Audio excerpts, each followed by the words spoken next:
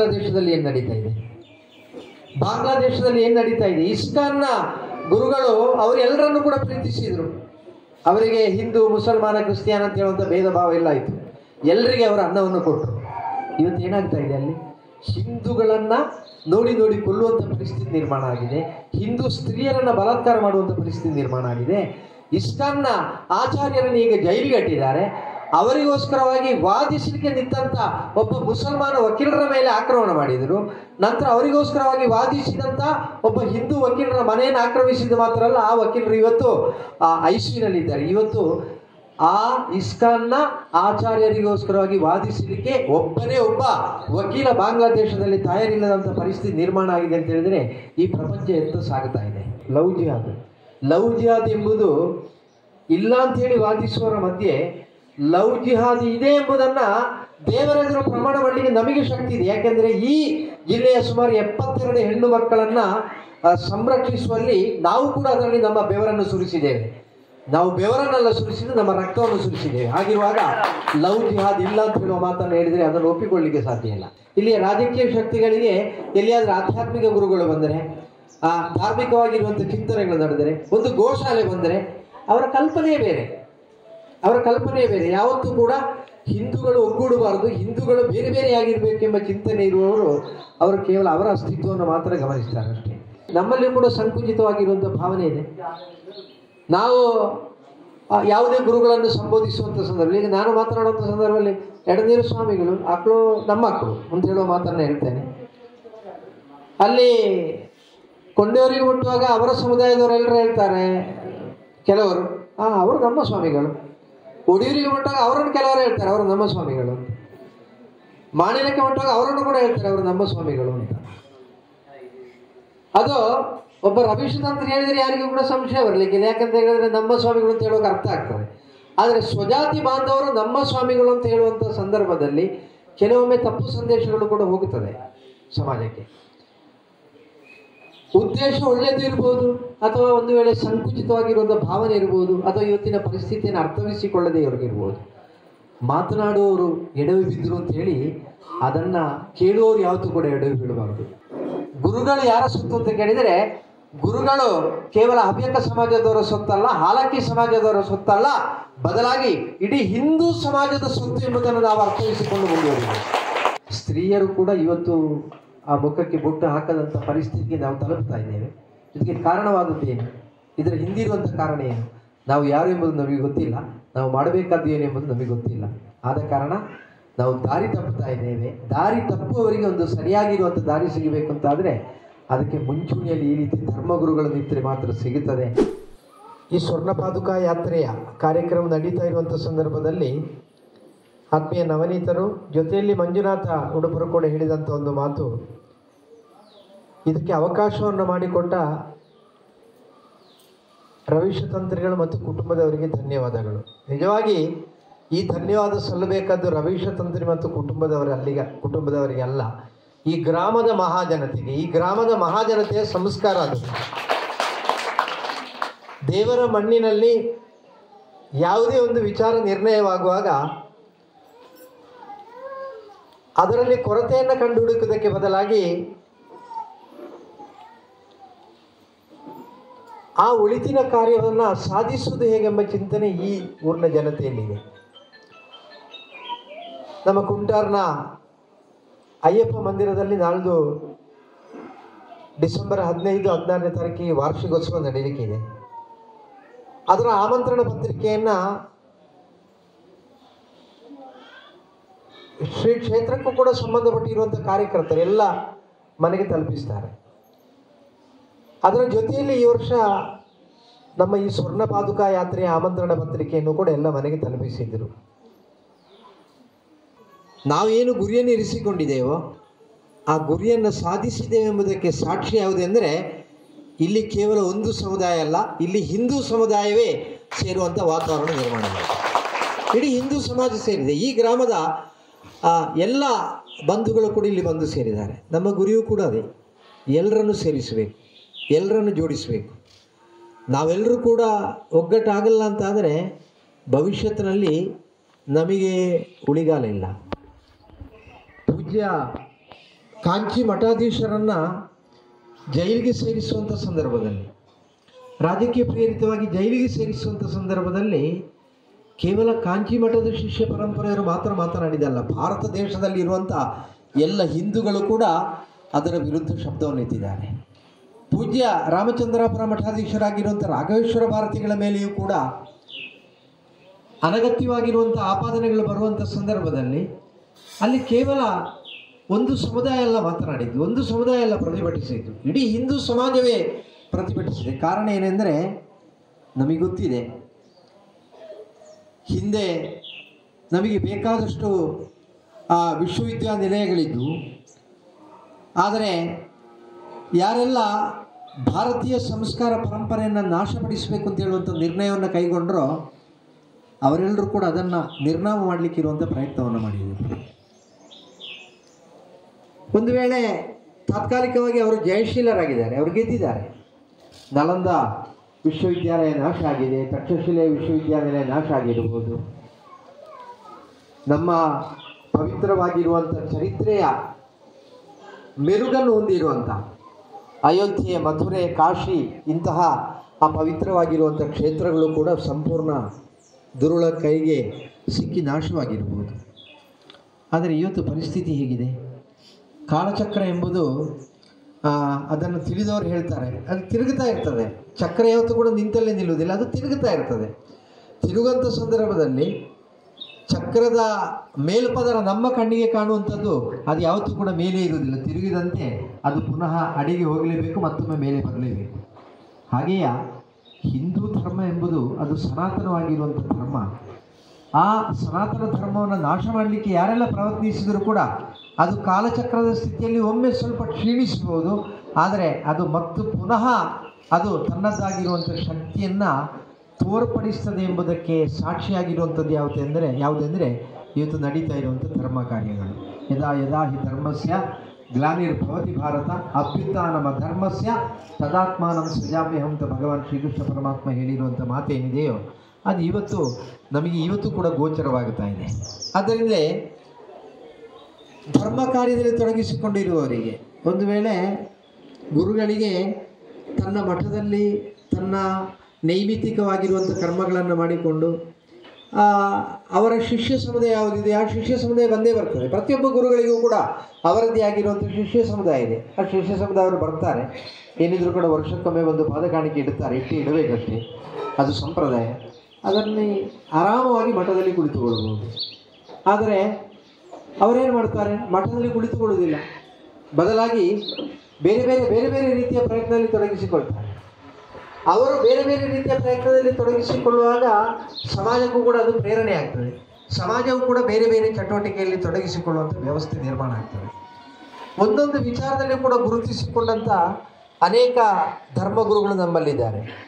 ಪೂಜ್ಯ ನಮ್ಮ ಜೊತೆಯಲ್ಲಿ ಇಲ್ಲ, ಪೂಜ್ಯ ಪೇಜಾವರ ಮಠಾಧೀಶರಾದಂತಹ ಶ್ರೀ ಶ್ರೀ ಶ್ರೀ ವಿಶ್ವೇಶತೀರ್ಥ ಶ್ರೀಪಾದಂಗಳವರು ಅವರು ಮಾಡಿದಂಥ ಪ್ರಯತ್ನ ಏನು? ಹಿಂದೂ ಸಮಾಜದಲ್ಲಿರುವಂಥ ಭೇದ ಭಾವ ಎಲ್ಲ ದೂರ ಆಗಬೇಕು, ಅದು ದೂರ ಆಗಿ ಇಡೀ ಹಿಂದೂ ಸಮಾಜ ಒಗ್ಗೂಡಂತಾಗಬೇಕೆಂಬ ಕಲ್ಪನೆ ಇರಿಸಿಕೊಂಡು ಅವರು ನಿರಂತರವಾಗಿ ಹಿಂದೂ ಸಂಘಟನೆಗಳಲ್ಲಿ ತೊಡಗಿಸಿಕೊಂಡರು.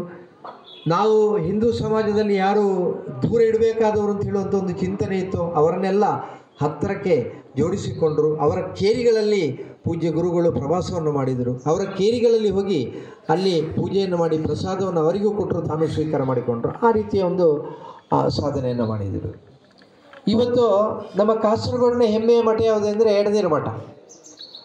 ಸಾಧಾರಣ ಮಾತನಾಡುವಂಥ ಸಂದರ್ಭದಲ್ಲಿ ತುಂಬ ಜನ ಹೇಳುವವರಿದ್ದಾರೆ, ಪೂಜ್ಯ ಕೇಶವಾನಂದ ಭಾರತಿ ಶ್ರೀಪಾದಂಗಳವರು ಏನು ಮಾಡಿದ್ದಾರೆ ಅಂತ.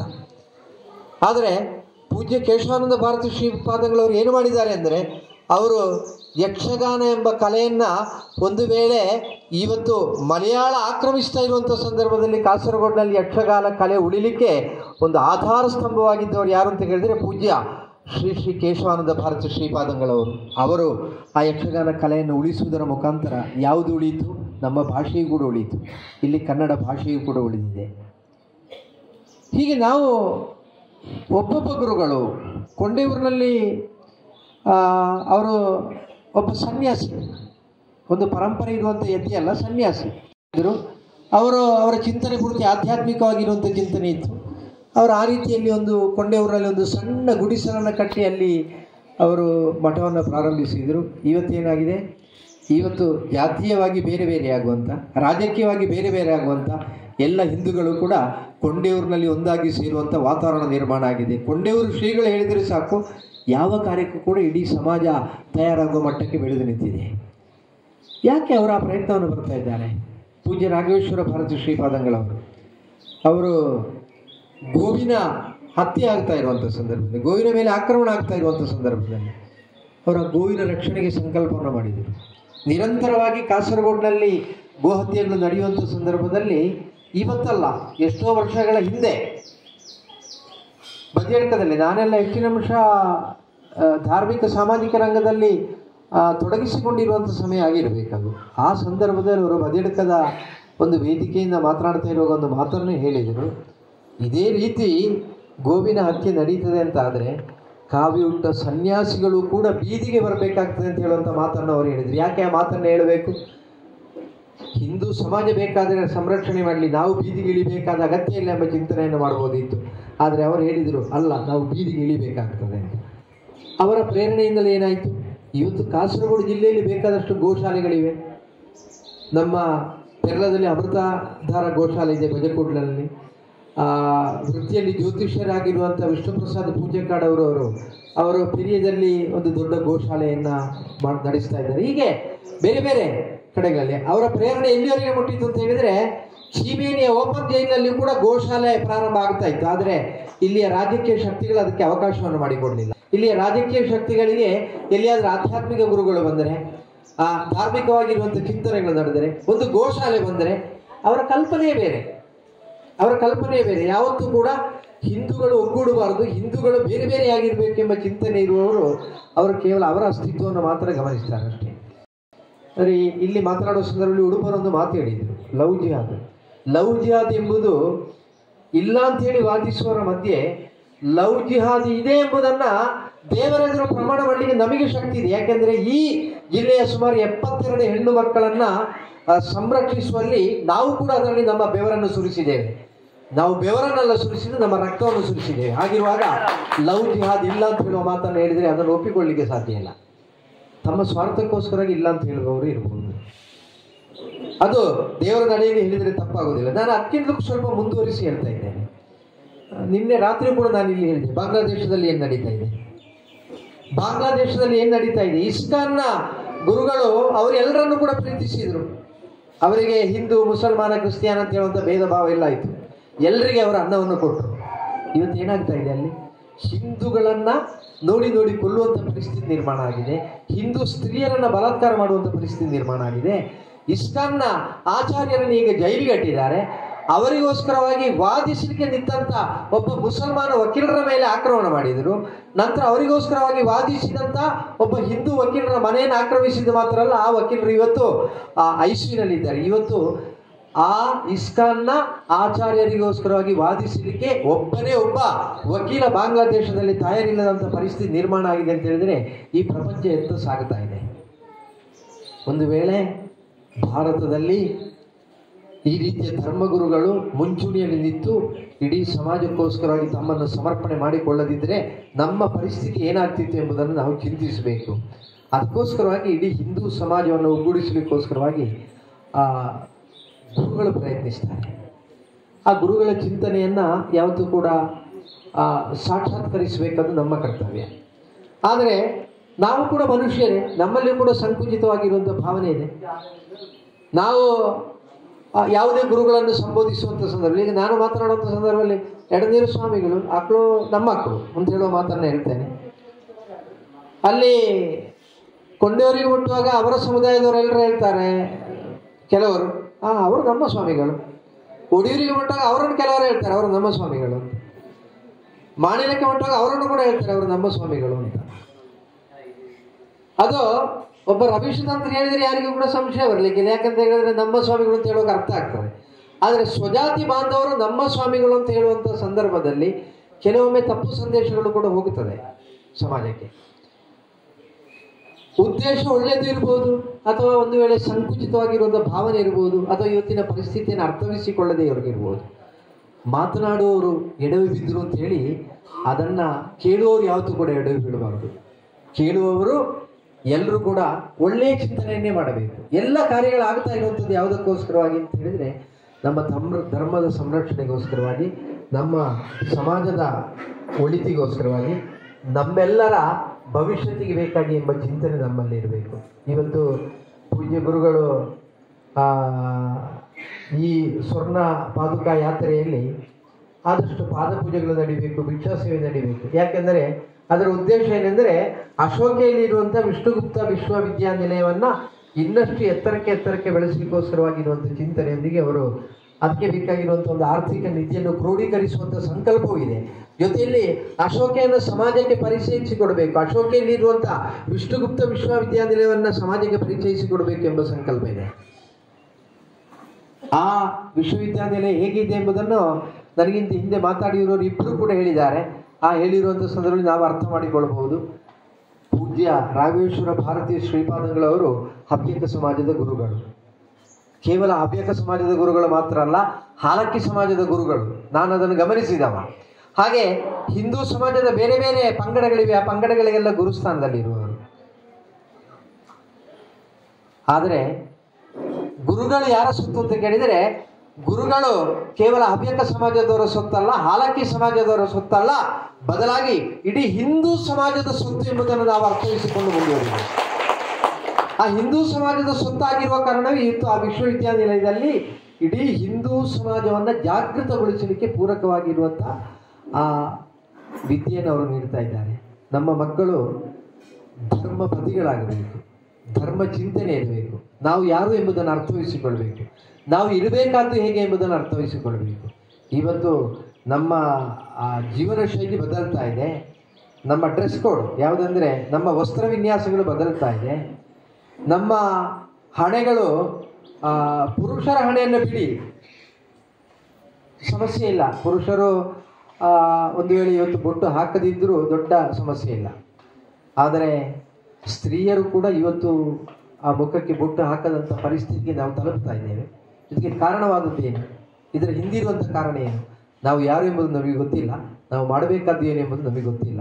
ಆದ ಕಾರಣ ನಾವು ದಾರಿ ತಪ್ಪುತ್ತಾ ಇದ್ದೇವೆ. ದಾರಿ ತಪ್ಪುವವರಿಗೆ ಒಂದು ಸರಿಯಾಗಿರುವಂಥ ದಾರಿ ಸಿಗಬೇಕು ಅಂತಾದರೆ ಅದಕ್ಕೆ ಮುಂಚೂಣಿಯಲ್ಲಿ ಈ ರೀತಿ ಧರ್ಮಗುರುಗಳು ನಿಂತರೆ ಮಾತ್ರ ಸಿಗುತ್ತದೆ. ಆ ಪ್ರಯತ್ನವನ್ನು ಮಾಡ್ತಾ ಇದ್ದಾರೆ ಪೂಜ್ಯ ಗುರುಗಳು. ಆದ್ದರಿಂದಲೇ ಸಂಘಾಟಕರು ಬಂದು ನಮ್ಮ ಹತ್ರ ಹೇಳ್ತಾರೆ, ಹೀಗೆ ಸ್ವರ್ಣ ಪಾದುಕಾ ಯಾತ್ರೆ ಬರ್ತಾ ಇದೆ, ಅದನ್ನು ಕುಂಟಾರ ಕ್ಷೇತ್ರದಲ್ಲಿ ಮಾಡಬೇಕು ಅಂತ ಹೇಳುವ ಸಂದರ್ಭದಲ್ಲಿ ನಾವು ಆ ಬಂದವರು ನಮ್ಮ ಆತ್ಮೀಯರಂತ ಒಪ್ಪಿಕೊಂಡದ್ದಲ್ಲ. ಬಂದವರ ಆತ್ಮೀಯರಾಗಿದ್ದರೂ ಕೂಡ ಕರಾರುವಾಕ್ಕಾಗಿ ಯಾವುದಾದ್ರೂ ವಿಚಾರದಲ್ಲಿ ನಿರ್ದಿಷ್ಟವಾಗಿ ಹೇಳಬೇಕು ಅಂತಿದ್ದರೆ ಅದರಲ್ಲಿ ಯಾವುದೇ ರೀತಿಯ ದಾಕ್ಷಿಣ್ಯ ಇಲ್ಲ. ನಾವು ಕರಾರುವಾಕ್ಕಾಗಿ ಹೇಳಲಿಕ್ಕೆ ನಮ್ಮ ಮನಸ್ಸು ತಯಾರಿದೆ. ಆದರೆ ಬಂದಿರುವವರ ಹಿಂದಿರುವಂಥ ಉದ್ದೇಶ ಒಳ್ಳೆಯದಾಗಿರುವ ಕಾರಣ ಆ ಉದ್ದೇಶ ಅದು ಕೇವಲ ಒಂದು ಸಮಾಜಕ್ಕಲ್ಲ, ಇಲ್ಲಿ ಸ್ವರ್ಣ ಪಾದುಕಾ ಯಾತ್ರೆ ಬಂತು ಅಂತಾದರೆ ಅದು ಈ ಗ್ರಾಮಕ್ಕೂ ಕೂಡ ಒಳಿತನ್ನು ಮಾಡ್ತದೆ ಎಂಬ ಕಲ್ಪನೆ ಇರುವ ಕಾರಣ ನಾವು ಅದಕ್ಕೆ ಒಪ್ಪಿಗೆಯನ್ನು ಕೊಟ್ಟದ್ದು. ಅದೇ ರೀತಿ ನಾವು ಅದಕ್ಕೆ ಒಪ್ಪಿಗೆಯನ್ನು ಕೊಟ್ಟರೆ ಖಂಡಿತ ಈ ಊರಿನವರೆಲ್ಲರೂ ಕೂಡ ಅದಕ್ಕೆ ಕೈ ಜೋಡಿಸ್ತಾರೆ ಎಂಬ ವಿಶ್ವಾಸ ಇದ್ದ ಕಾರಣ ನಾವು ಸಂತೋಷದಿಂದ ಒಪ್ಪಿಕೊಂಡೆವು. ನಿನ್ನೆಯಿಂದ ಇವತ್ತಿನವರೆಗೆ ಇದು ಹಿಂದೂ ಸಮಾಜದ ಕಾರ್ಯಕ್ರಮವಾಗಿ ಮೂಡಿ ಬಂದಿದೆ. ಇದರ ಹಿಂದೆ ಬೆವರು ಸುರಿಸಿದವರ ಹಲವರು, ಇದಕ್ಕೋಸ್ಕರವಾಗಿ ಪ್ರಯತ್ನ ಪಟ್ಟವರ ಹಲವರು. ಅತ್ಯಂತ ಯಶಸ್ವಿಯಾಗಿ ಈ ಕಾರ್ಯಕ್ರಮ ನಡೆದಿದೆ ಎಂಬುದರಲ್ಲಿ ಯಾವುದೇ ರೀತಿಯ ಸಂದೇಹ ಇಲ್ಲ. ಯಾಕೆಂದರೆ ಎಲ್ಲರೂ ಸೇರುವಂತಾಗಿದೆ, ಎಲ್ಲರನ್ನು ಸೇರಿಸಲಿಕ್ಕಿರುವಂಥ ಪ್ರಯತ್ನದಲ್ಲಿ ಎಲ್ಲರೂ ಕೂಡ ಸೇರುವಂತಾಗಿದೆ. ಆ ನಿಟ್ಟಿನಲ್ಲಿ ಈ ಕಾರ್ಯಕ್ರಮವನ್ನು ಇಲ್ಲಿ ನಡೆಸಲಿಕ್ಕೆ ಅವಕಾಶ ಮಾಡಿಕೊಟ್ಟಿರುವಂಥ ಪೂಜ್ಯ ರಾಮಚಂದ್ರಾಪುರ ಮಠಾಧೀಶರಾಗಿರುವಂಥ ಶ್ರೀ ರಾಘವೇಶ್ವರ ಭಾರತಿ ಶ್ರೀಪಾದಂಗಳವರ ಆ ಪದಕಲಮಗಳಲ್ಲಿ ಹೃತ್ಪೂರ್ವಕವಾಗಿರುವಂಥ ಪ್ರಣಾಮಗಳನ್ನು ಸಲ್ಲಿಸ್ತಾ ನಾನು ಧನ್ಯವಾದವನ್ನು ಸಮರ್ಪಿಸ್ತಾ ಇದ್ದೇನೆ. ಕಾರ್ಯಕ್ರಮ ಸಂಯೋಜನೆ ಮಾಡಿರುವಂಥದ್ದು ಗುಂಟಾರ್ನಲ್ಲಿ. ಆದರೆ ಇದರ ಹಿಂದೆ ಅತ್ಯಂತ ವ್ಯವಸ್ಥಿತವಾಗಿ ಈ ಮಂಡಲದ ಹವ್ಯಕ ಸಮಾಜದ ಎಲ್ಲ ಬಂಧುಗಳು ಕೂಡ ಅದು ಇಲ್ಲಿ ಆಗ್ತಾ ಇರುವಂಥ ಹಿಂದೂ ಸಮಾಜದ ಕಾರ್ಯಕ್ರಮದಲ್ಲಿ ನೀವು ಮುಂದೆ ನಿಂತರೆ ಸಾಕು, ಬಾಕಿಯೆಲ್ಲ ನಾವು ಮಾಡ್ತೇವೆ ಅಂತ ಹೇಳುವಂಥ ತೀರ್ಮಾನವನ್ನು ಮಾಡಿದ್ದು ಮಾತ್ರ ಅಲ್ಲ, ನಿನ್ನೆಯಿಂದ ಇವತ್ತಿನವರೆಗೆ ಎಲ್ಲ ಕಾರ್ಯಕ್ರಮದ ಹಿಂದೆ ಇದ್ದುಕೊಂಡು ಅತ್ಯಂತ ಯಶಸ್ವಿಯಾಗಿ ಈ ಕಾರ್ಯಕ್ರಮ ನಡೆಯಲಿಕ್ಕೆ ಅವರೆಲ್ಲರೂ ಕೂಡ ತಮ್ಮನ್ನು ಸಮರ್ಪಿಸಿಕೊಂಡಿದ್ದಾರೆ. ಆದ್ದರಿಂದ ಆ ಸಂಘಟನೆ ಎಲ್ಲರಿಗೂ ಕೂಡ, ಪದಾಧಿಕಾರಿಗಳಿಗೂ, ಪ್ರಮುಖರಿಗೂ, ಎಲ್ಲರಿಗೂ ಕೂಡ ನಾನು ಹೃತ್ಪೂರ್ವಕವಾಗಿರುವಂಥ ಧನ್ಯವಾದಗಳನ್ನು ಸಮರ್ಪಿಸ್ತಾ ಇದ್ದೇನೆ. ಜೊತೆಯಲ್ಲಿ ಈ ಕಾರ್ಯಕ್ರಮ ಇಲ್ಲಿ ಮೂಡಿ ಬರಲಿಕ್ಕೆ ಕಾರಣವಾಗಿ ನಮ್ಮ ಜೊತೆ ನಿಂತ ಸಮಾಜ, ದೊಡ್ಡ ಸಮಾಜ ಇದೆ.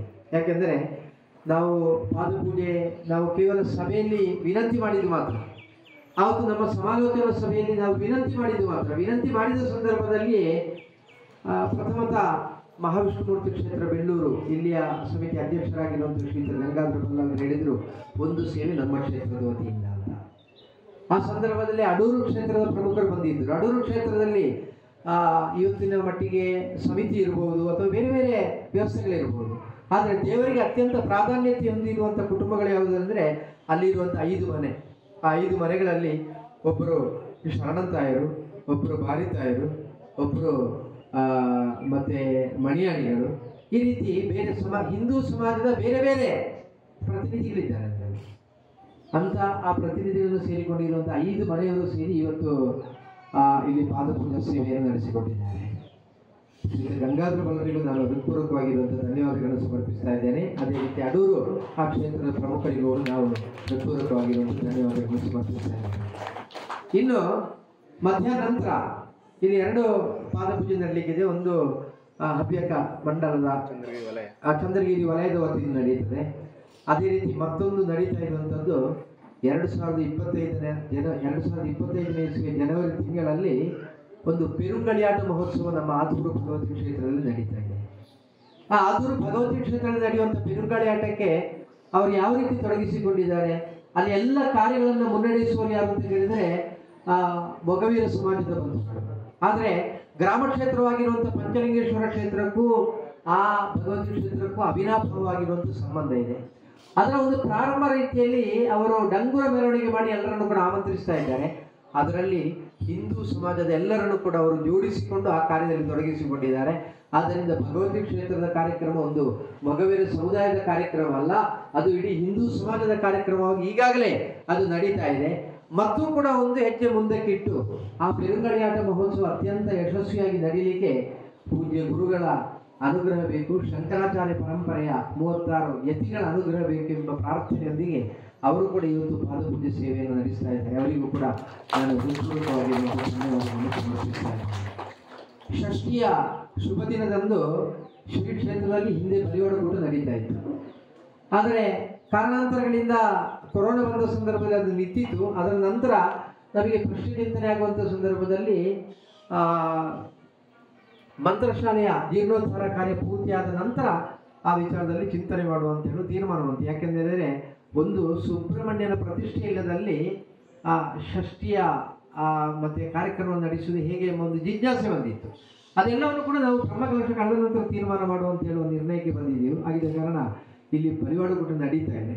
ಆದರೆ ಷಷ್ಠಿಯ ದಿವಸ ವ್ರತದಲ್ಲಿರುವಂಥ ಅಯ್ಯಪ್ಪ ವ್ರತಧಾರಿಗಳಿಗೆ ಅವರು ಕುಂಟಾರು ದೇವಸ್ಥಾನದಲ್ಲಿ ಆ ಷಷ್ಠಿ ವೃತ್ತದ ದಿವಸ ಪ್ರಸಾದವನ್ನು ತೆಗಿಬೇಕು ಅಂತ ಹೇಳುವವರಿಗೆ ಒಂದು ಅವಕಾಶ ಇಲ್ಲ ಇತ್ತು. ಆದರೆ ಈ ವರ್ಷ ಪೂಜ್ಯ ಗುರುಗಳ ಅನುಗ್ರಹದಿಂದ ಸ್ವರ್ಣ ಪಾದುಕೆಯ ಆಗಮನದಿಂದಲಾಗಿ ಆ ಸ್ವರ್ಣ ಪಾದುಕೆಯ ಪ್ರಸಾದವನ್ನು ಸ್ವೀಕಾರ ಮಾಡುವುದು ಮಾತ್ರ ಅಲ್ಲ, ಆ ಪಲ್ಲಕ್ಕಿಯನ್ನು ತನ್ನ ಹೆಗಲಲ್ಲಿ ಏರಿಸುವ ಭಾಗ್ಯ ಮಾತ್ರ ಅಲ್ಲ, ಆ ದೇವರ ಪ್ರಸಾದವನ್ನು ಕೂಡ ಸ್ವೀಕರಿಸಲಿಕ್ಕಿರುವಂಥ ಅವಕಾಶ ಅವರಿಗೆ ಒದಗಿ ಬಂತು. ಆ ಅವಕಾಶವನ್ನು ಸದುಪಯೋಗಪಡಿಸಿಕೊಂಡು ನಮ್ಮ ಈ ಊರಿನ ಗುರುಸ್ವಾಮಿಗಳಾಗಿರುವಂಥ ಯಾದವ ಗುರುಸ್ವಾಮಿಯವರ ನೇತೃತ್ವದಲ್ಲಿ ಎಲ್ಲ ಅಯ್ಯಪ್ಪ ವ್ರತಧಾರಿಗಳು ಕೂಡ ಇಲ್ಲಿಗೆ ಆಗಮಿಸಿದ್ದಾರೆ. ಅವರಿಗೆಲ್ಲ ನಾನು ಹೃತ್ಪೂರ್ವಕವಾಗಿರುವಂಥ ಧನ್ಯವಾದಗಳನ್ನು ಸಮರ್ಪಿಸ್ತೇನೆ. ಅದೇ ರೀತಿ ಈ ಕಾರ್ಯಕ್ರಮದಲ್ಲಿ ಬಂದು ಭಾಗವಹಿಸಿರುವಂಥ ಊರ ಪರವೂರ ಎಲ್ಲ ಭಕ್ತಾಭಿಮಾನಿಗಳಿಗೂ ಈ ಕಾರ್ಯಕ್ರಮದ ಯಶಸ್ಸಿಗೋಸ್ಕರವಾಗಿ ನಮ್ಮ ಜೊತೆಯಲ್ಲಿ ಬೆನ್ನೆಲುಬಾಗಿ ನಿಂತಿರುವಂಥ ಎಲ್ಲ ಭಕ್ತಾದಿಗಳಿಗೂ ಕೂಡ ಹೃತ್ಪೂರ್ವಕವಾಗಿರುವಂಥ ಧನ್ಯವಾದವನ್ನು ಸಮರ್ಪಿಸುತ್ತಾ, ಜೊತೆಯಲ್ಲಿ ಅತ್ಯಂತ ಕ್ರಮಬದ್ಧವಾಗಿ ನಾನು ಸ್ವರ್ಣ ಪಾದುಕಾ ಪೂಜೆಯಲ್ಲಿ ಇವತ್ತು ಆ ಭಿಕ್ಷಾ ಸೇವೆಯಲ್ಲಿ ನನಗೆ ಪೂಜೆಗೆ ಕುಳಿತುಕೊಳ್ಳುವಂಥ ಭಾಗ್ಯ ಸಿಕ್ಕಿತ್ತು. ಕಾರಣ ಏನೆಂದರೆ ಈ ಮನೆಯ ಹಿರಿಯ ವ್ಯಕ್ತಿ ಕೂತ್ಕೊಳ್ಬೇಕಾದ್ದು ಅಣ್ಣ. ಆದರೆ ಅಣ್ಣನ ಧರ್ಮಪತ್ನಿ ಇಲ್ಲಿ ಇಲ್ಲದ ಕಾರಣ ಆ ಭಾಗ್ಯ ನನಗೆ ಬಂತು. ಆಗ ನಾನು ಗಮನಿಸಿದ್ದು, ಮನುಷ್ಯನ ಮನಸ್ಸಿಗೆ ನಾಟುವಂಥ ಯಾವತ್ತೂ ಕೂಡ ಧಾರ್ಮಿಕವಾಗಿರುವಂಥ ಕ್ರಿಯೆಗಳಿರಬೇಕು. ಹಾಗಿರುವಾಗಲೇ ನಮಗೆ ಭಾವನೆಗಳು ಜಾಗೃತವಾಗ್ತದೆ. ಒಂದು ವೇಳೆ ಭಿಕ್ಷಾ ಸೇವೆ ಅಂತ ಹೇಳೋ ಸಂದರ್ಭದಲ್ಲಿ ನಮ್ಮ ಕ್ಷೇತ್ರಕ್ಕೆ ಆಗಮಿಸುವಂಥ ಸಂದರ್ಭದಲ್ಲಿ ಅದು ಮಾಡಬೇಕಾದ ನಮ್ಮ ಕರ್ತವ್ಯ ಎಂಬ ಭಾವನೆಯೊಂದಿಗೆ ತೊಡಗಿಸಿಕೊಂಡದ್ದು. ಆದರೆ ಇವತ್ತು ಈ ಗ್ರಾಮದ ಮಹಾಜನತೆಯ ಪರವಾಗಿ ಆ ಭಿಕ್ಷಾ ಸೇವೆಯಲ್ಲಿ ಆ ಪೂಜೆಯನ್ನು ಮಾಡಲಿಕ್ಕೆ ಇರುವಂಥ ಭಾಗ್ಯ ನನಗೆ ಒದಗಿ ಬಂದಿರುವಂಥ ಸಂದರ್ಭದಲ್ಲಿ ನನ್ನ ಮನಸ್ಸಿಗೆ ಬಂದಿರುವಂಥ ಭಾವನೆ ಏನೆಂದರೆ, ಈ ಗ್ರಾಮಕ್ಕೆ ಈ ದೇವರ ಆ ಜೀರ್ಣೋದ್ಧಾರ ಕಾರ್ಯ ಆಗಿ ಬ್ರಹ್ಮಕಲಶ ಆಗುವಾಗಲೇ ದೊಡ್ಡ ಭಾಗ್ಯ ಬಂದಿದೆ. ಆದರೆ ನಮ್ಮ ಮತ್ತೊಂದು ಗುರಿಯನ್ನು ಸೇರಲಿಕ್ಕೆ ನಾವು ಎಷ್ಟು ಪ್ರಯತ್ನಿಸಿದರೂ ಕೂಡ ಅದಕ್ಕೆ ಸಾಧಿಸಲಿಲ್ಲ. ಆದರೆ ಇವತ್ತು ಈ ಸ್ವರ್ಣ ಪಾದುಕೆಯ ಆಗಮನದಿಂದಲಾಗಿ ಆ ಭಿಕ್ಷಾ ಸೇವೆಯ ಪೂಜೆಯಲ್ಲಿ ನಾನು ಪಾಲ್ಗೊಂಡಿರುವಂಥ ಸಂದರ್ಭದಲ್ಲಿ ಅತ್ಯಂತ ಕ್ರಮಬದ್ಧವಾಗಿ ನಮ್ಮ ಮನಸ್ಸಿಗೂ ಕೂಡ ನಾಟುವ ರೀತಿಯಲ್ಲಿ ಆ ಪೂಜೆಯನ್ನು ಆ ಮಠದಿಂದ ಬಂದಿರುವಂಥ ಯಾವ ಪುರೋಹಿತರವರು ನಡೆಸಿಕೊಟ್ಟಿದ್ದಾರೆ, ಅಷ್ಟು ಕೂಡ ಕ್ರಮಬದ್ಧವಾಗಿ ನಡೆಸಿಕೊಟ್ಟಿದ್ದಾರೆ. ಖಂಡಿತ ನಮ್ಮ ಗುರಿ ಏನಿದೆ ಮಂತ್ರಶಾಲೆಯ ನಿರ್ಮಾಣ, ಆ ಮಂತ್ರಶಾಲೆಯ ನಿರ್ಮಾಣಕ್ಕೆ ಒಂದು ವೇಳೆ ಶ್ರೀರಾಮಚಂದ್ರನ ಪಾದಸ್ಪರ್ಶ ಇಲ್ಲಿ ಆಗಬೇಕು, ಅದರ ನಂತರವೇ ಅದು ಆಗುತ್ತದೆ ಎಂಬ ತೀರ್ಮಾನ ಆಗಿರಬಹುದು. ಅದರಿಂದ ಖಂಡಿತ ಆ ಕಾರ್ಯವೂ ಆಗುತ್ತದೆ. ಅದಕ್ಕೆ ಅವಕಾಶವನ್ನು ಮಾಡಿಕೊಟ್ಟಿರುವಂಥ ಆ ಪೂಜೆಗಳನ್ನೆಲ್ಲ ಕ್ರಮಬದ್ಧವಾಗಿ ನೆರವೇರಿಸಿಕೊಟ್ಟಿರುವಂಥ ಆ ಪುರೋಹಿತ ವರ್ಗದವರಿಗೂ ಕೂಡ ನಾನು ಹೃತ್ಪೂರ್ವಕವಾಗಿರುವಂಥ ಧನ್ಯವಾದಗಳನ್ನು ಸಮರ್ಪಿಸ್ತಾ, ಇನ್ನು